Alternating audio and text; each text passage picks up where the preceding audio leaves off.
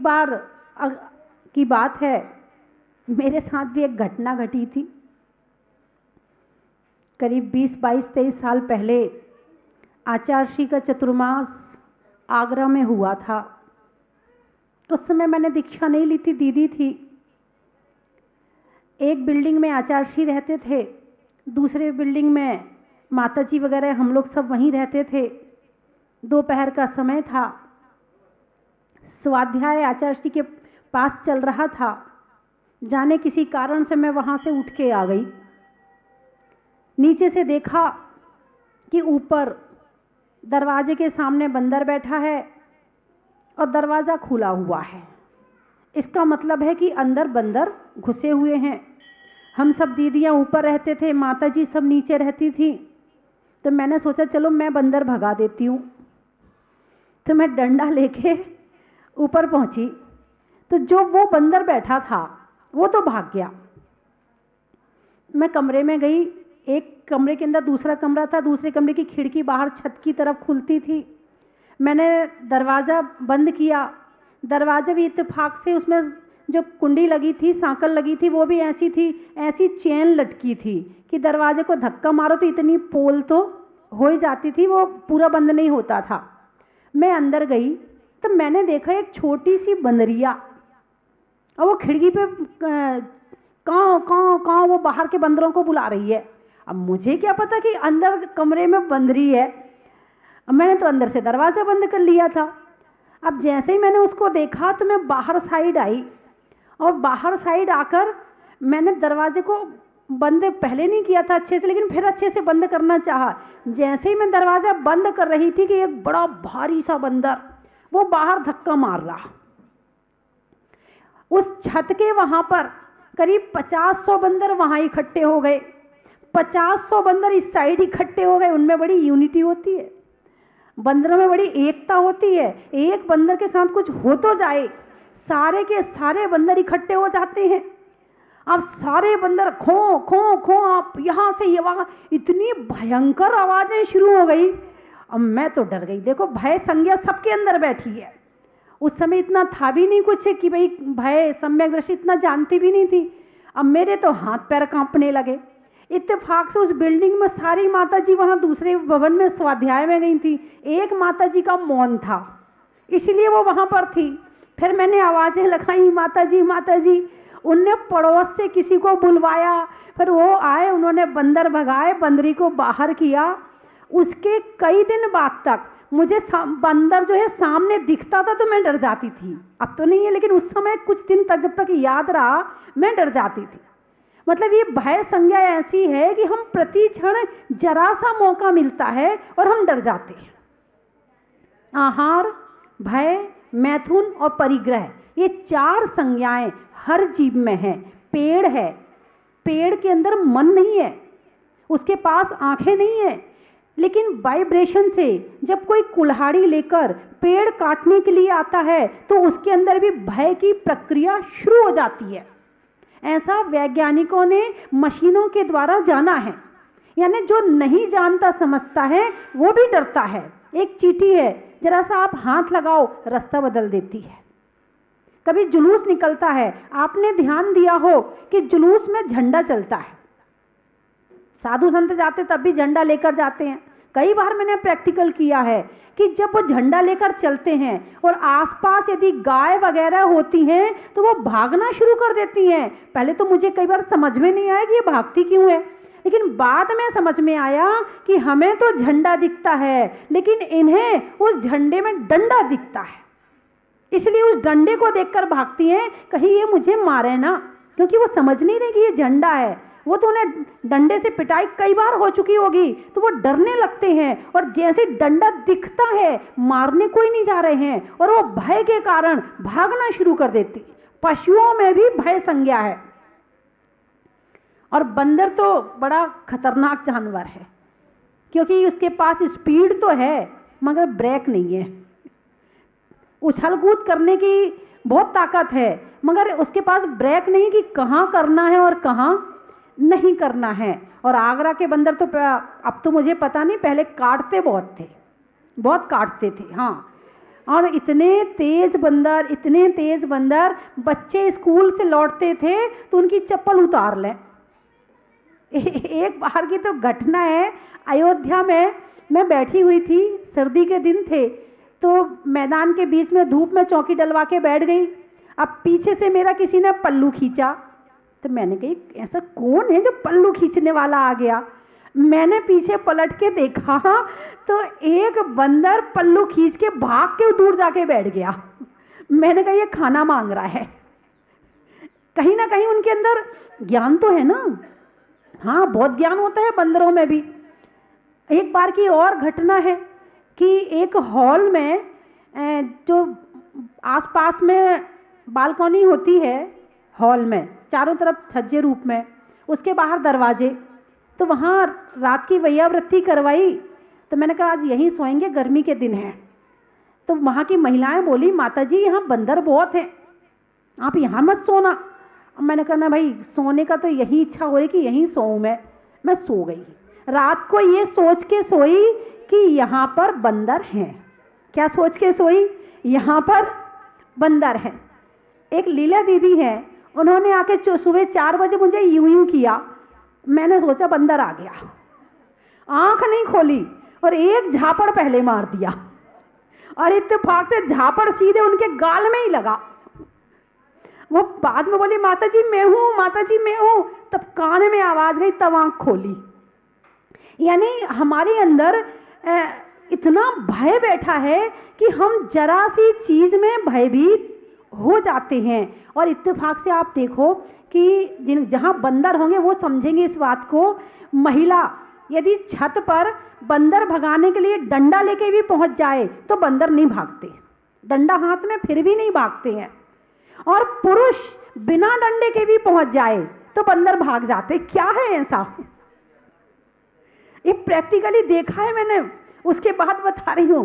यदि महिला के हाथ में डंडा है तो भी वो नहीं भागते, तो भी वो महिला को डराने का प्रयास करते हैं। और यदि पुरुषों के हाथ में डंडा नहीं भी है, कुछ प्रकृति ने पुरुषों को निडर बनाया है और महिलाओं को कमजोर बनाया है। कहीं ना कहीं तो है ये निश्चित है कि इसीलिए स्त्री पर्याय को कहा जाता है कि निकृष्ट पर्याय, पुरुष की अपेक्षा वैसे उत्कृष्ट है, क्योंकि हम इसमें बहुत कुछ कर सकते हैं। आर्य का दीक्षा ले सकते हैं, हम इसमें बहुत तपस्या कर सकते हैं, उपवास, इसलिए बहुत अच्छी है। लेकिन पुरुषों की अपेक्षा कहीं ना कहीं कमजोरी है।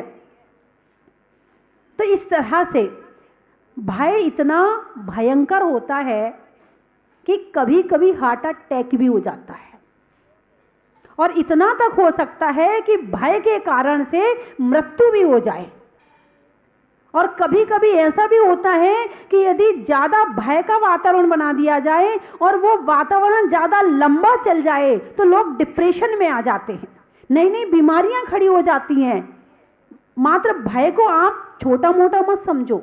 यदि भय थोड़ा है, काम करने लायक है कि चलो हमें काम करना है, नहीं तो वो डांटेंगे, इतना तो ठीक है। लेकिन भय में यदि वृद्धि हो जाए तो मृत्यु तक हो सकती है। भय भयंकर है, भय भयंकर है। कहीं कहीं अच्छा है भाई, घर में पुरुष है, उसे सब डरते हैं, सब काम समय पे हो जाता है, बच्चे अच्छे से पढ़ाई कर लेते हैं, बच्चे उधम नहीं मचाते हैं, बच्चे किसी को गालियां नहीं देते, लड़ते नहीं है क्योंकि पापा डांटेंगे, इतना तो ठीक है। लेकिन यदि ये उल्टा ज्यादा हो जाए तो फिर ये कर्म बंध में भी कारण बनता है। तो बंधुओं, वो जो घटना घटी कि फिर उसके बाद प्रायश्चित भी लिया, पश्चाताप भी लिया। वो जो झापड़ का हो गया था, प्रायश्चित भी किया, पश्चाताप भी किया। भगवान ये अनजाने में कैसे हो गया? मतलब हम समझ बाद में पाते हैं, सोच बाद में पाते हैं और पहले डर जाते हैं। एकदम आवाज आएगी तो हम ये बाद में सोचेंगे आवाज किस चीज की है, कहां से है, ये सब बात की बातें हैं। एक बार तो कंपन हो ही जाएगा, एक बार तो भयभीत हो ही जाते हैं। और उस समय जब कुलभूषण और देशभूषण मुनिराज तपस्या कर रहे थे पहाड़ पर, उनका कोई पूर्व जन्म का बैरी रात होते भयंकर भयंकर आवाजें निकालता था, और इतनी भयंकर आवाजें निकालता था कि जो पास में पहाड़ के नीचे गांव था, वहां के लोग रात को गांव खाली करके दूसरे गांव में शिफ्ट हो जाते थे रात को सोने के लिए। वहां वो सोते नहीं थे, इतनी भयंकर आवाजें निकालता था। जब राम और लक्ष्मण वहां पर आए तो गांव वालों ने उन्हें भी मना किया, आप रात को वहां मत जाना, बहुत भयंकर आवाज आती है, डर जाओगे, मर जाओगे। लेकिन राम तो क्षायिक सम्यक दृष्टि जीव थे। कैसे थे? क्षायिक सम्यक दृष्टि जीव थे। उनके अंदर इस तरह की भय नाम की चीज थी ही नहीं। और वो गए, रात में गए, पहाड़ पर गए। पहले तो वो पहाड़ पर देखा कि मुनिराज तपस्या कर रहे हैं, निश्चित ही कोई यहाँ ऐसा देव है जो इन पर उपसर्ग करता है रात को, और वहां वो तपस्या करते हैं। तो यहाँ पर देव उपसर्ग कर रहा है, रात को वो वहीं पर रुके, मुनिराज के चरणों में बैठे रहे। सीता भी वहीं थी, लेकिन राम लक्ष्मण साथ में थे, इसलिए सीता को कोई भय नहीं था। तब रात को फिर वही आवाजें आनी शुरू हुई, तो दोनों ने अपने अपने धनुष उठा लिए और धनुष उठाकर अपनी शक्ति से उस वहां के देव को वहां से भगा दिया और मुनिराज का उपसर्ग दूर कर दिया। जिसके अंदर भय नहीं है वही उपसर्ग दूर कर सकता है। मैंने भी एक दिन बताया था, यदि यहाँ एक चूहिया आ जाए तो क्या होगा, एक छिपकली आ जाए तो जितने लोग बैठे उनका क्या होगा, फिर यदि सांप आ जाए तो क्या होगा, और एक शेर आ जाए तो क्या होगा। चूहिया आएगी, आप मुझे भूल जाओगी, थोड़ा इधर उधर हो जाओगी। छिपकली आ जाएगी, उठ के दूर जाके खड़ी हो जाओगी, मेरी याद तो आपको आएगी नहीं उस समय। यदि उस समय पर सांप आ जाए तो आप बाहर मैदान में 1000 कदम दूर मिलोगी, माता जी कहाँ बैठी है उसका अता पता नहीं है। और यदि शेर आ जाए फिर तो सीधे कमरे के अंदर भागोगे। बताओ, माता जी को बचाओगे या कमरे के अंदर भागोगे? सच बताना, क्या करोगे? कमरे में भागेंगे। तो ये भय है, हम सोचते बाद में हैं, समझते बाद में हैं, पहले भयभीत हो जाते हैं। तो बंधुओं, भगवान महावीर ने इस कषाय को जीता था, 2400 तीर्थंकर भगवान ने इस कषाय को जीता था। जितने भी मुनिराज मोक्ष गए हैं उन सभी ने इन दोषों को दूर किया था।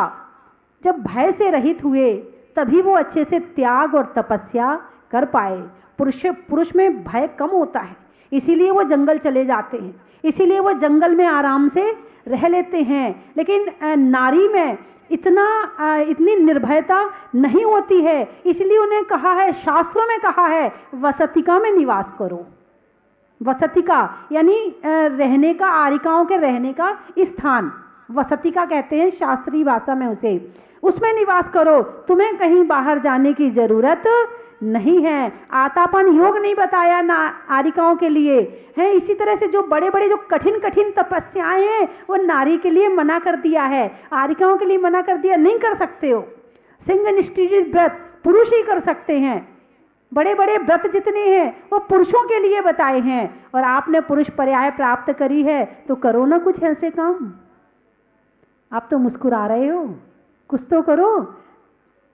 जब पुरुष पर्याय मिली है कुछ पुरुषार्थ तो करो। चलो, इन्हें जितना कर सकती है कर रहे हैं, आप उससे भी आगे बढ़ो। तो बंधुओं, इस तरह से आप लोग आज जयपुर से, जगदलपुर से और कर्नाटक, हाँ देखो भाई, इतनी दूर से आए, कर्नाटक से आए हैं भगवान के दर्शन करने। बेल गांव, गुलबर्गा से आए हैं। इतनी दूर से भगवान ने इन्हें दर्शन करने बुला लिया यहाँ पर।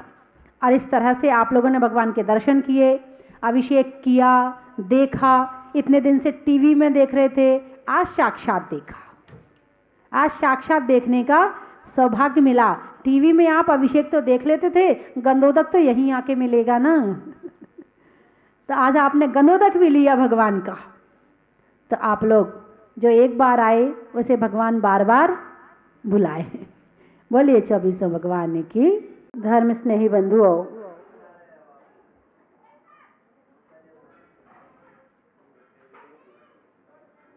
छोटा सा बच्चा जन्म लेता है, रोना शुरू कर देता है। पैदा हुए थे रोते हुए। कैसे पैदा हुए थे? अरे बोलो ना, आपकी बात थोड़ी कर रही, आप तो हंसते हुए होंगे। जैसे अभी हंस रहे ऐसे हुए होंगे? नहीं, आप भी रोते हुए थे। और रोए ना तो पीट के रुलाया जाता है। बच्चा रोए ना तो कहते नॉर्मल नहीं है, कोई दिक्कत है, इसे रुलाओ पहले। जब रोते हैं तो कहते ठीक है, हाँ अब ठीक है। मतलब तुम रो रहे हो तो घर वाले कह रहे ठीक है। और कोई हंसता हुआ हो जाए तो भाई नॉर्मल नहीं है बच्चा। तो ये प्रकृति है कि बच्चा जब जन्म लेता है तो रोता हुआ पैदा होता है, क्योंकि जन्म के समय इतना कष्ट होता है, इतना कष्ट होता है, इतना कष्ट होता है कि रोने के अलावा कुछ भी नहीं आता है। सबसे पहले जन्म लिया था तो हंसना, बोलना, ईर्ष्या, द्वेष, राग, मोह, इन सब में पहले सबसे पहले कौन था? रोना। सबसे पहले क्या आया हमारे साथ? रोना आया।